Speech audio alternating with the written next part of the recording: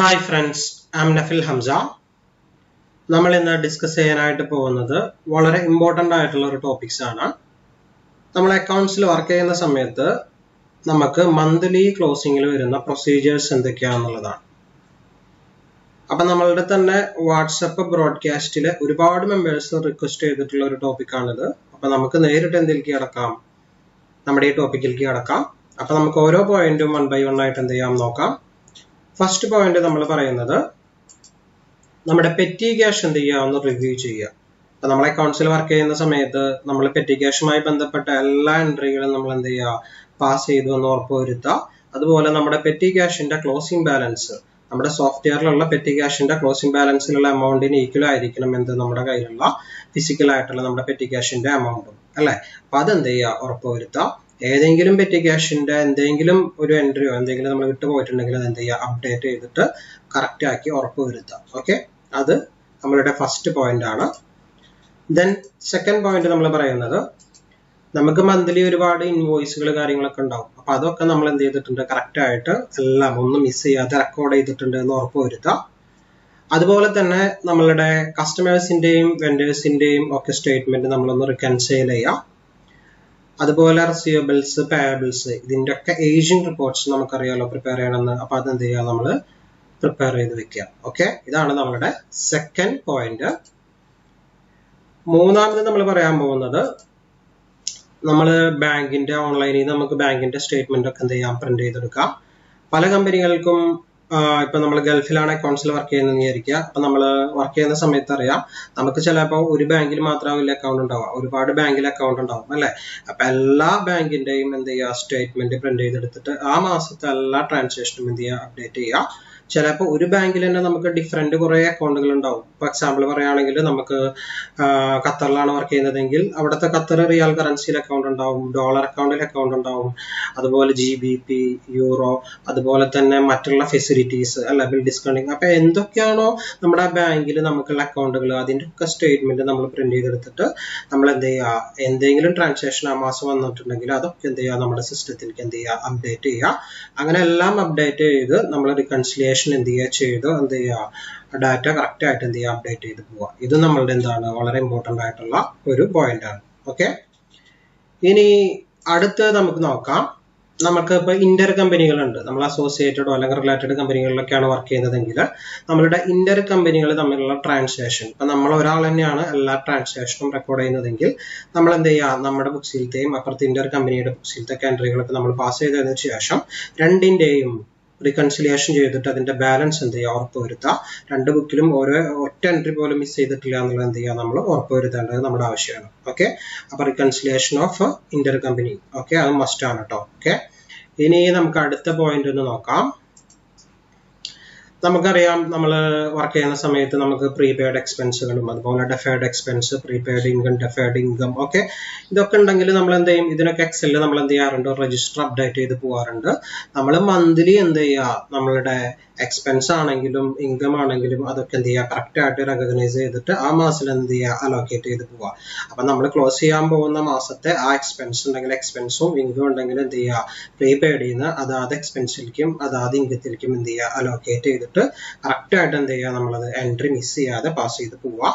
Okay, അതുപോലെ തന്നെ നമ്മൾ ഏതെങ്കിലും പ്രീപെയ്ഡ് എക്സ്പെൻസ് ആ മാസം വന്നിട്ടുണ്ടെങ്കിൽ നമ്മുടെ പ്രീപെയ്ഡ് എക്സ്പെൻസിന്റെ രജിസ്റ്റർ ഉണ്ടല്ലോ എക്സൽ രജിസ്റ്റർ അതിൽ എന്ത് ചെയ്യുക അതൊക്കെ അപ്ഡേറ്റ് ചെയ്ത് പോവുക, ഒരു കാര്യം മിസ് ചെയ്യരുത്. ഓക്കെ, അപ്പൊ ഇത് വളരെ ഇമ്പോർട്ടന്റ് ആയിട്ടുള്ള ഒരു പോയിന്റ് ആണ്. ഇനി നമുക്ക് അടുത്ത് നോക്കാം ആറാമത്തെ ഫിക്സഡ് അസറ്റിന്റെ ഷെഡ്യൂൾ ആണ്. ഓക്കെ, ഈ ഫിക്സഡ് അസറ്റിന്റെ ഷെഡ്യൂൾ എന്ന് പറയുമ്പോൾ നമുക്കറിയാലോ ഫിക്സഡ് അസറ്റിന് കുറെ കാറ്റഗറി ഉണ്ട് അല്ലെ. Furniture, motor vehicle, lease hold improvements etcetera അങ്ങനെ. അപ്പൊ നമ്മൾ ആ മാസത്തിൽ ഏതെങ്കിലും ഫിക്സഡ് അസറ്റ് വാങ്ങിച്ചിട്ടുണ്ടെങ്കിൽ ആ ഷെഡ്യൂളിൽ അത് അപ്ഡേറ്റ് ചെയ്ത് പോകും വേണം. നമ്മൾ മന്ത്ലി ക്ലോസ് ചെയ്യുമ്പോൾ നമ്മുടെ മാനേജ്മെന്റ് നമ്മളോട് പറഞ്ഞിട്ടുണ്ട് ഡിപ്രീസിയേഷൻ മന്ത്ലി ക്ലോസ് ചെയ്യാൻ പറഞ്ഞിട്ടുണ്ടെങ്കിൽ മസ്റ്റ് ആയിട്ടും എന്ത് ചെയ്യണം നമ്മൾ ആ മാസത്തെ ഡിപ്രീസിയേഷൻ കണ്ടിട്ട് എന്ത് ചെയ്യണം ആ മാസം എന്ത് ചെയ്യണം നമ്മൾ എൻട്രി പാസ് ചെയ്ത് പോകണം, ഒന്നും വിട്ടുപോകാനായിട്ട് പാടില്ല. ഓക്കെ, അപ്പൊ നമ്മൾ പറഞ്ഞ പോയിന്റ് എന്താ ഫിക്സഡ് അസറ്റിന്റെ ഷെഡ്യൂൾ അപ്ഡേറ്റ് ചെയ്ത് പോകും വേണം, വളരെ നിർബന്ധമാണത്. ഓക്കെ, ഇനി അത് കഴിഞ്ഞിട്ട് നെക്സ്റ്റ് നമുക്ക് നോക്കാം ഏഴാമത്തെ റിവ്യൂ ഓഫ് സ്റ്റോക്ക് രജിസ്റ്റർ. നമ്മൾ എന്ത് ചെയ്യുക, സ്റ്റോക്കിന്റെ നമ്മുടെ സിസ്റ്റത്തിലുള്ള സ്റ്റോക്കും അതുപോലെ ഫിസിക്കൽ സ്റ്റോക്കും കറക്റ്റ് അല്ലേ എന്നുള്ളത് എന്ത് ചെയ്യുക, ഉറപ്പ് വരുത്തുക. ഓക്കെ, എന്നിട്ട് ജസ്റ്റ് എന്ത് ചെയ്യുക, ഒന്ന് റിക്കൺസൈൽ ചെയ്ത് എന്തെങ്കിലും മിസ്സിംഗ് ഉണ്ടെങ്കിൽ അതിനനുസരിച്ചിട്ടുള്ള എൻട്രികൾ എന്ത് ചെയ്യുക, നമ്മൾ പാസ് ചെയ്ത് പോവുക. ഓക്കെ, അടുത്തത് 8ാമത്തെ നമുക്ക് വരുന്നത് നോക്കാം. ഇപ്പൊ നമുക്ക് എന്തെങ്കിലും പ്രൊജക്റ്റുകൾ ഉണ്ടെന്ന് വിചാരിക്കുക, നമ്മൾ വർക്ക് ചെയ്യുന്ന കമ്പനിക്ക് എന്തെങ്കിലും പ്രൊജക്റ്റുകളോ കാര്യങ്ങളോ ഒക്കെ ഉണ്ടെങ്കിൽ നമ്മൾ മന്ത്ലി ആ പ്രൊജക്ടിന്റെ കോസ്റ്റും കണ്ടിട്ട് ആ മാസം നമുക്ക് എന്തെങ്കിലും ഇൻവോയ്സ് റൈസ് ചെയ്യാനുണ്ടെങ്കിൽ എന്ത് ചെയ്യണം, ആ ഇൻവോയ്സ് നമ്മൾ എന്ത് ചെയ്യണം, പ്രിപ്പയർ ചെയ്തിട്ട് എന്ത് ചെയ്യണം, ആ പാർട്ടിക്ക് സബ്മിറ്റ് ചെയ്യണം. ഓക്കെ, അപ്പൊ അങ്ങനത്തെ കാര്യങ്ങളൊക്കെ ഉണ്ടെങ്കിൽ നമ്മൾ പ്രത്യേകിച്ച് നോട്ട് ചെയ്ത് വെക്കുക. ആ മാസത്തെ അവരുടെ എക്സ്പെൻസ് ഒക്കെ നമ്മൾ കറക്റ്റ് ആയിട്ട് റെക്കോർഡ് ചെയ്തിട്ട് അതിന്റെ ഇത്ര പെർസെന്റേജ് ആണോ നമ്മൾ പ്രോഫിറ്റ് മാർജിൻ ഇട്ടിട്ട് ഇൻവോയ്സ് റൈസ് ചെയ്യുന്നത്. അപ്പൊ ഇൻവോയ്സ് മസ്റ്റ് ആയിട്ട് എന്ത് ചെയ്യണം, റൈസ് ചെയ്യണമെന്നുണ്ടെങ്കിൽ മറക്കാണ്ട് എന്ത് ചെയ്യണം, നമ്മൾ മാസാവസാനം ആകുമ്പോൾ അതൊക്കെ പ്രിപ്പയർ ചെയ്ത് അവർക്ക് എന്ത് ചെയ്യണം, അയച്ചു കൊടുക്കണം. ഓക്കെ, ഏതെങ്കിലും പ്രൊജക്ട് നമ്മുടെ കമ്പനിക്ക് ഉണ്ട് എങ്കിൽ, ഇപ്പൊ നമ്മളെ അക്കൗണ്ട്സിൽ വർക്ക് ചെയ്യുമ്പോൾ നമുക്ക് അറിയാലോ പ്രൊജക്ട് ഉണ്ടോ ഇല്ല എന്നുള്ളത്. ഓക്കെ, അപ്പൊ അങ്ങനത്തെ മന്ത്ലി ചെയ്യേണ്ട കാര്യങ്ങൾ ഉണ്ടെങ്കിൽ അത് മറക്കാതെ നമ്മൾ എന്ത് ചെയ്യണം, ചെയ്തു പോകണം. ഓക്കെ, നെക്സ്റ്റ് നമുക്ക് 9ാമത്തെ നമ്മുടെ പോയിന്റ് നോക്കാം.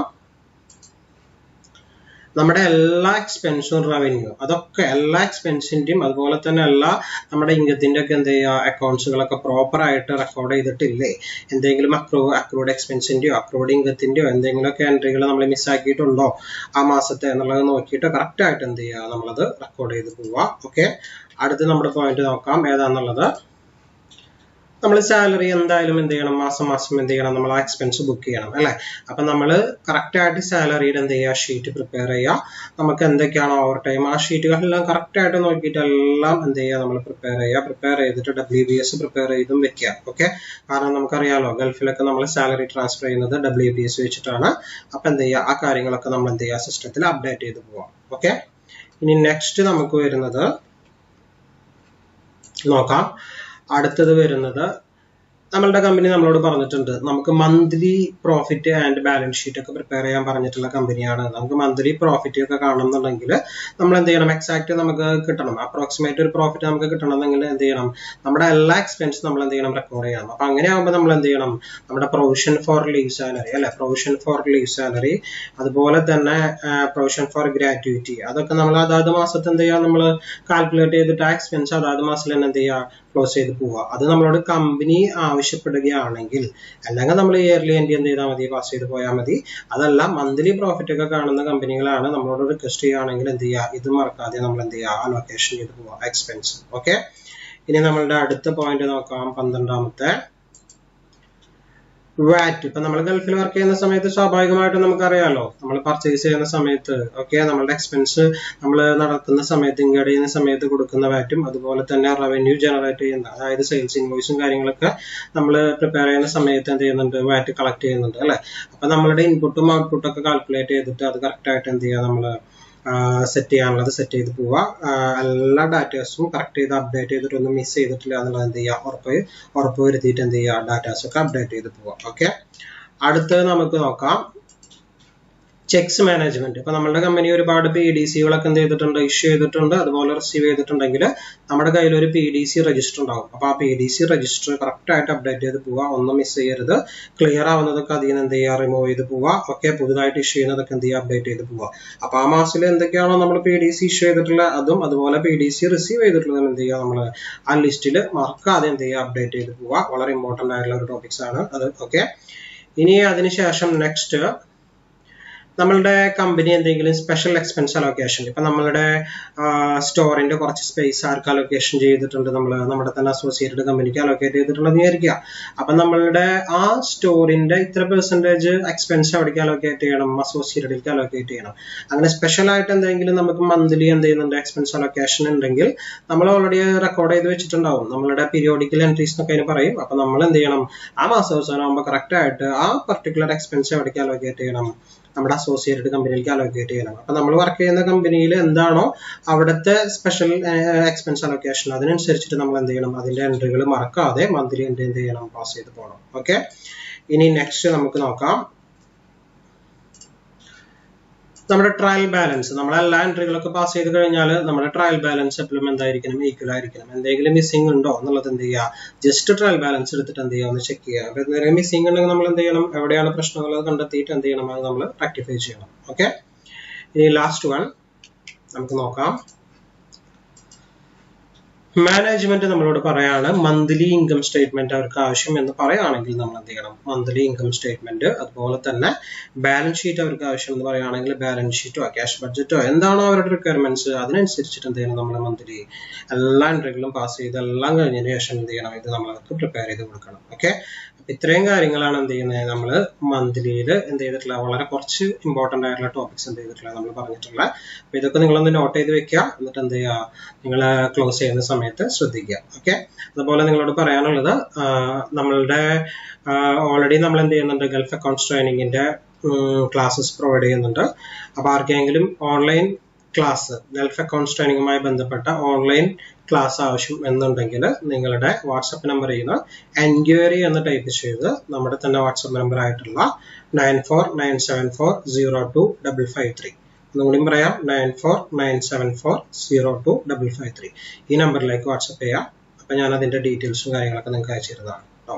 അപ്പൊ ശരി, നമുക്ക് അടുത്ത വീഡിയോയിൽ കാണാം. ബൈ.